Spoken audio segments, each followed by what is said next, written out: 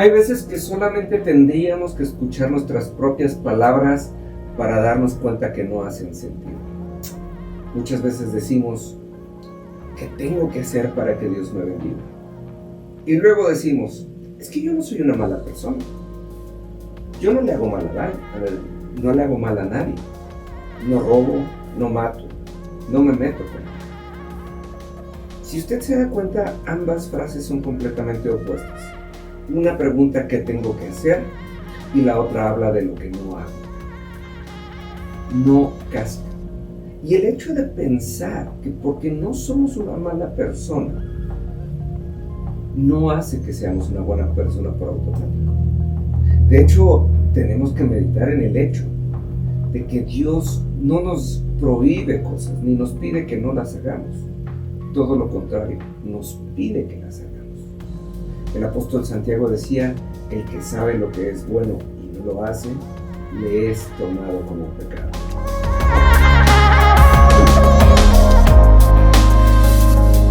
Amados, ¿cómo están? Muy buenos días, qué gusto saludarles. Y pues sí, hay veces que no nos damos cuenta que realmente lo que nos pasa es que nuestra fe es una fe muerta. ¿Por qué?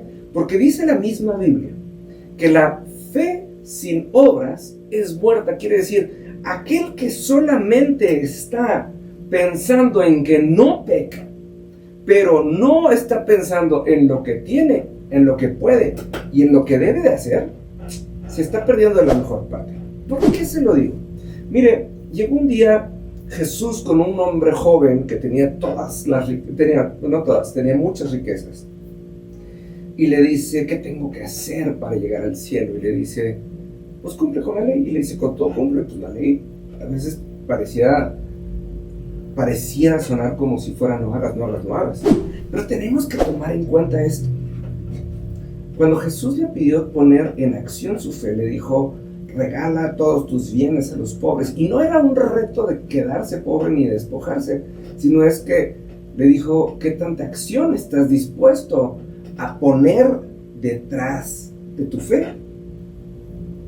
Porque mire, piensa esto, para el tiempo que Jesús llegó, había un caso muy específico que hacía mucho sentido. Dios tenía 400 años de no hablarle a nadie sobre la tierra. ¿Y por qué? Porque los hombres se habían realmente, y lo voy a decir de una manera muy coloquial, se habían empanizado, se habían revolcado en su propio entendimiento. Y lejos de cumplir con la ley, lo único que andaban haciendo era cuidarse los unos a los otros de no estar pecando. Entonces su única justificación es, yo no peco. Pero nadie decía, yo hago. Cuando Jesús vino y predicó el sermón del monte, todo el sermón habla de hacer.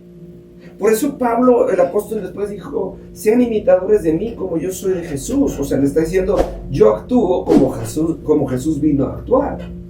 Y entonces es cuando nosotros nos quedamos pensando en, ¿de qué me sirve no ser una mala persona? ¿De qué me sirve quedarme en el yo no le hago daño a nadie? Pero entonces, ahora sí, ¿en qué momento todo esto cobra sentido?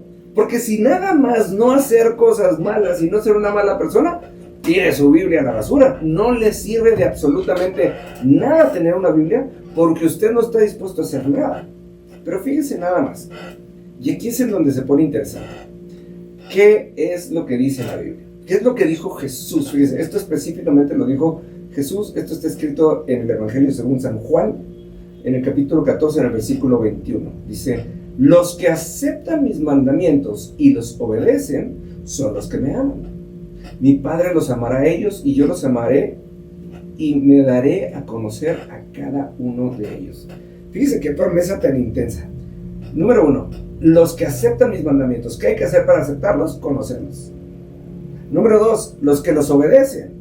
Y entonces dice, ok, si conoces a Dios y estás dispuesto no solamente a no hacer, sino estás dispuesto a hacer, entonces dice, el Padre de los cielos los amará, yo me daré a conocer. vamos a empezar a tener una relación cara a cara.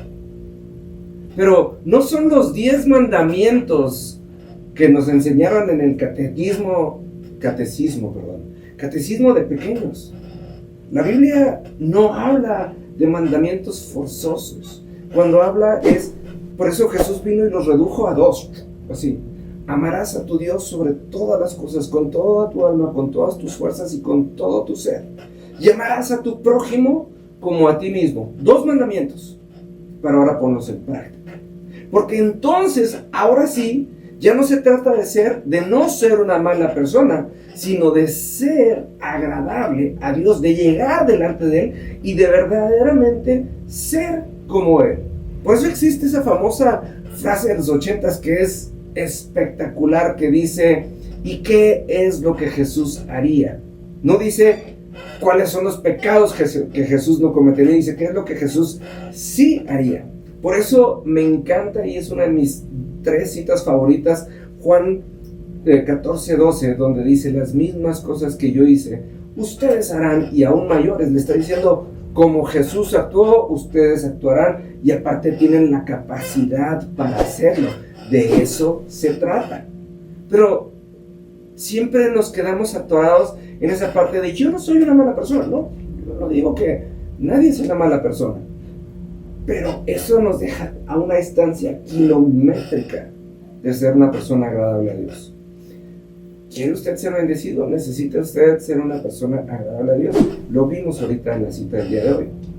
Dice: mi Padre los amará y yo me daré a conocer con ustedes. Empezaremos a conocer los secretos de lo profundo, de lo intenso, de lo absoluto del reino de Dios. Así que, amados, se lo dejo de tarea. Cuéntenme qué opina y nos vemos el día de mañana.